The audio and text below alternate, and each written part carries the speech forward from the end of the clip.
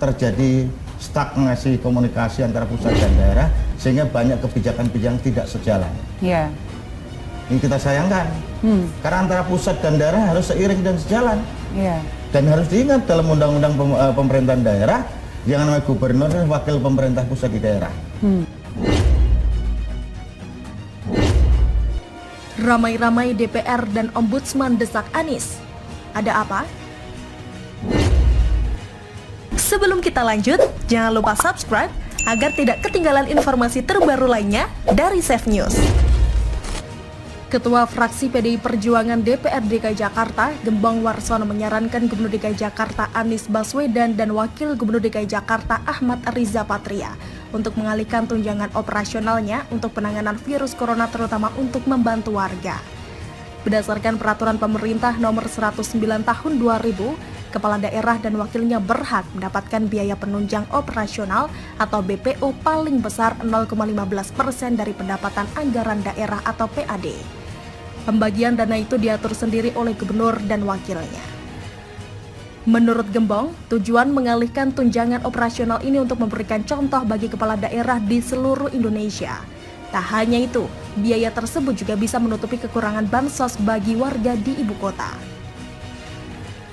Berdasarkan data dari Badan Pendapatan Daerah atau Bapeda DKI Jakarta, PAD pada tahun 2019 mencapai 42,298 triliun rupiah.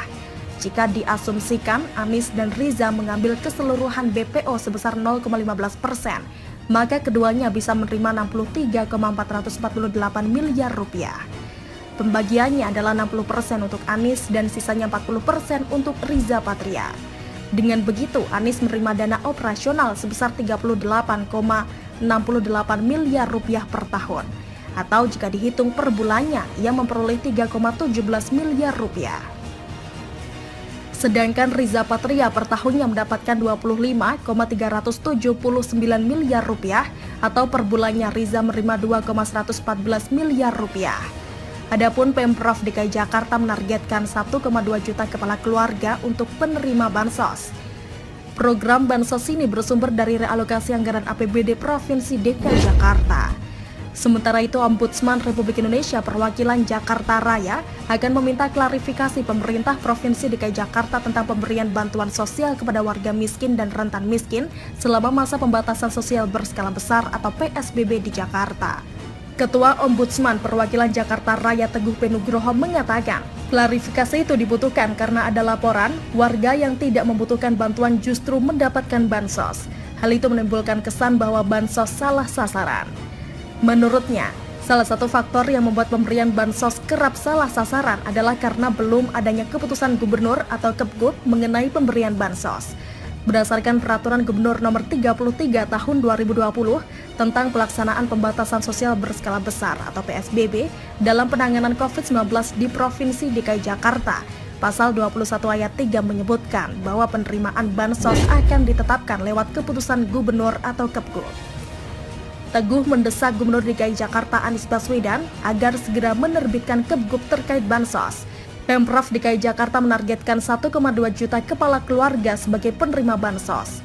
Penyaluran bansos itu dilakukan dengan metode pengantaran hingga ke pintu rumah penerima mulai dari tanggal 9 hingga 24 April ini. Program bansos Pemprov DKI itu bersumber dari realokasi anggaran APBD DKI Jakarta. Sementara itu, di sisi lain, Sekretaris Jenderal Forum Indonesia untuk Transportasi Anggaran atau FITRA, Misbah Hasan menganggap wajar permintaan Gubernur DKI Jakarta Anies Baswedan agar Kementerian Keuangan segera mentransfer dana bagi hasil yang berstatus piutang Pemprov DKI Jakarta. Misbah mengatakan, saat ini ruang fiskal yang dimiliki Pemprov DKI Jakarta sangat sempit, sehingga DKI Jakarta susah melakukan realokasi anggaran untuk penanganan COVID-19 tanpa dana bagi hasil pemerintah pusat. Ia menjabarkan, per Maret 2020, pendapatan daerah yang masuk ke kas DKI baru 11,62 triliun rupiah atau 14,15% dari total pendapatan daerah DKI.